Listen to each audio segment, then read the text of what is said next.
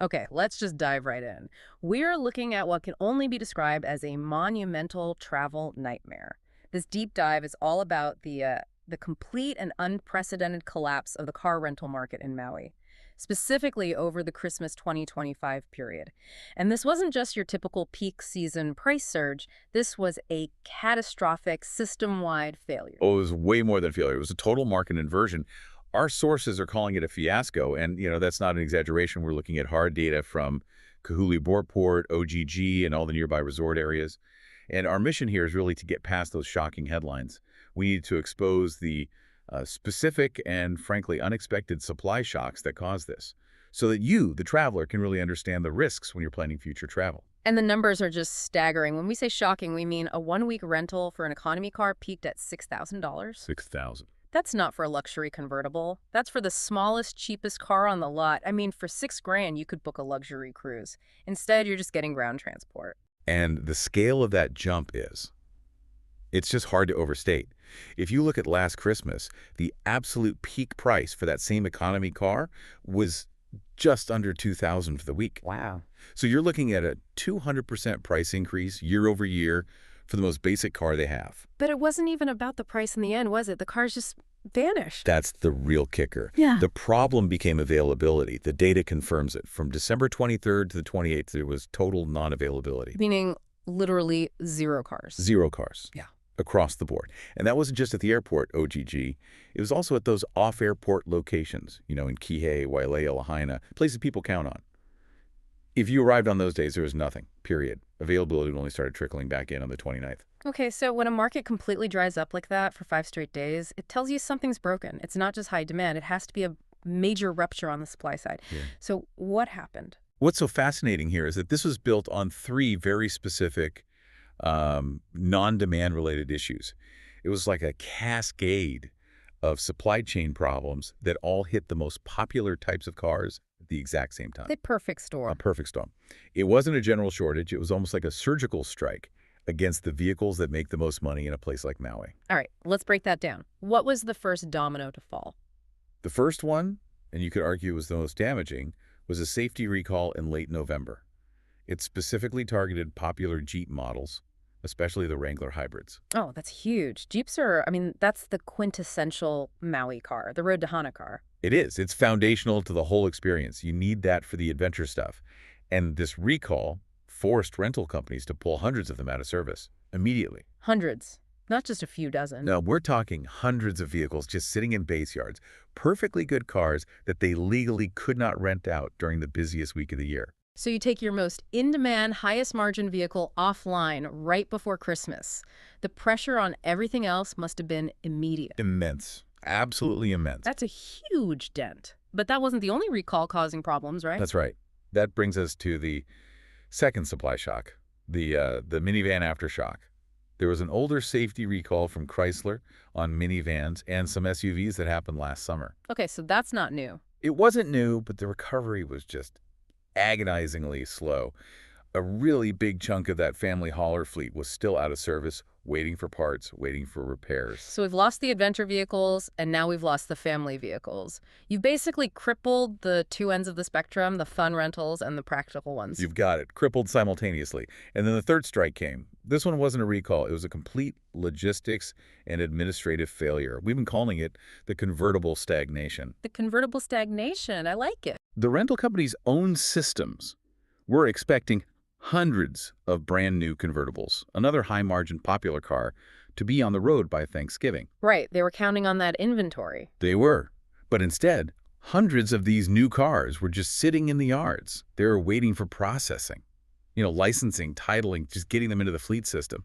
So you have recalls sidelining Jeeps and minivans, and then red tape sidelining brand new convertibles. Exactly. That collective immobilization created this massive, unsustainable squeeze on every single car left. It just forced prices into the stratosphere. That makes sense for the physical shortage, but it doesn't fully explain the economic weirdness of it, because the price spike in Maui was so much worse than on the other islands.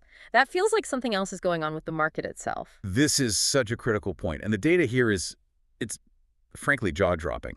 If you look at the week starting December 22nd, Maui's week-over-week price spike was just in another league compared to the other Hawaiian Give airports. us the number. How bad was it? Maui's price for an economy car jumped nearly 1,500%. 1,500. Yes, 1,500%.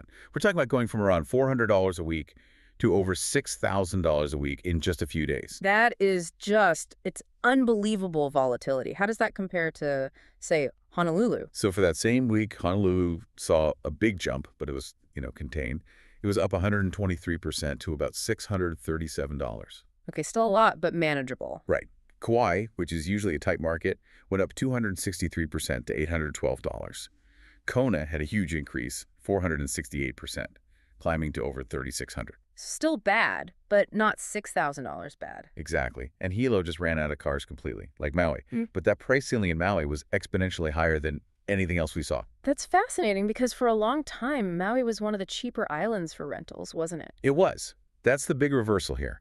For most of 2025, from February right up until this crisis, Maui was consistently one of the cheapest, if not the cheapest island. So what does that tell us? It tells us the market is incredibly fragile. The big fleet and competition kept prices down normally. But when that specific trifecta of supply shocks hit, the whole market just inverted. And Maui instantly became the most expensive island by a massive margin. The source material called it a gobsmacking display of volatility. And that volatility leads us right into booking strategy. Because the normal advice on when to book just got completely flipped on its head, right? Absolutely. It punished anyone who was following the historical trend. For months, from about February to early October of 2025, the market actually rewarded you for waiting. The data is clear. Booking one day or 1 week out was consistently cheaper than booking 5 weeks in advance. So you're thinking, I'll just wait, I'll get a better deal. Exactly. But then, in late September, that tide just turned. Dramatically, the trend flipped completely, and suddenly it became way, way better to book as far in advance as possible. So anyone who waited, thinking they were being smart, got absolutely burned. Severely penalized. If you waited until the last minute, you were facing that $6,000 rate. That's more than 3 times the rate you could have gotten just 5 weeks earlier. And it happened fast. Incredibly fast. Yeah. That final catastrophic surge happened in just the last few days. It caught everyone off guard. Okay, so the price punished you. But what about the risk of just not getting a car at all? Let's talk about overbooking. This is where the technology behind the scenes really failed. Based on what we saw last year, we fully expect that a lot of people with confirmed reservations got bumped. How does that even happen? It's the fleet utilization models. These are the algorithms the rental companies use to predict no-shows and returns. They were just completely led astray by this crisis. They kept booking reservations based on cars that, well, that didn't actually exist for rental. So the computer thinks 100 Jeeps are coming back, but they're actually all parked in a yard because of a recall. Precisely. The models rely on predictable patterns. Yeah. When you get 3 huge unpredictable shocks at once, the models break. But they keep selling. They keep selling this phantom capacity, and it guarantees a nightmare for travelers when they show up at the counter. So your confirmed booking isn't a guarantee at all. And it gets worse if you book through a third party, right? Oh, absolutely. This is the critical takeaway for you, the listener.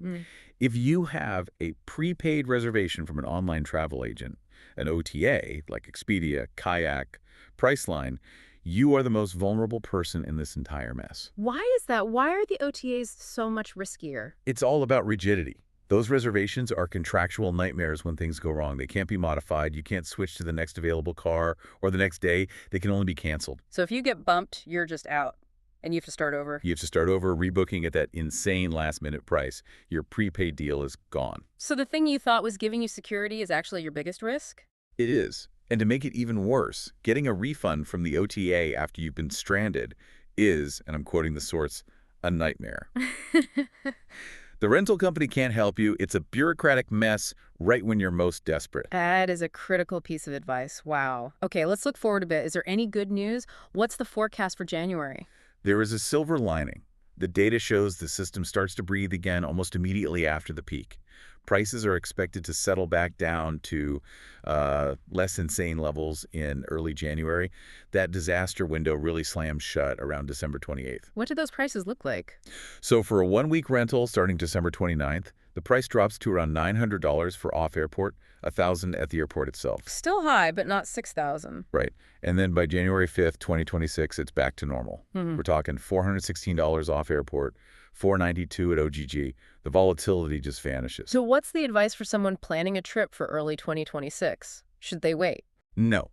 Based on this, absolutely not. The best defense now is booking early. Even if the current rates look a little high, the memory of this disaster is going to make those advanced prices climb aggressively as the dates get closer. Waiting is not the winning strategy anymore. And just for our listeners, because that 1,500% number sounds almost made up, how is this data actually tracked? It's a really rigorous methodology. The data comes from tracking prices every single week across 7 different vehicle categories. So, compacts, SUVs, Jeeps, convertibles, all of them. And it's tracked across 10 major companies at OG Alamo, Avis, Hertz, all the big players. So it's a very robust, comprehensive market watch. The numbers are real. So when you put it all together, what's the core lesson? This wasn't just a simple case of high demand. The Maui crisis of 2025 was a perfect storm. It was a fragile supply chain with recalls and delays, crashing head-on into these deeply flawed booking models, all during the busiest time of the year. Exactly. And the ultimate takeaway for me is the instability of the system itself. This whole deep dive shows how overbooking is this recurring, predictable problem. It's driven by these fleet models that are designed to maximize profit, not guarantee your car is waiting for you. And that leaves a really important question for you, the traveler, to think about. In a market this tight, are these sophisticated pricing algorithms and reservation systems inherently unstable? Are they just designed to fail like this? Or is this just a simple case of poor planning and slow logistics getting amplified by things like manufacturer recalls? Something to mull over the next time you click confirm and just hope your car actually exists. Thanks for diving deep with us.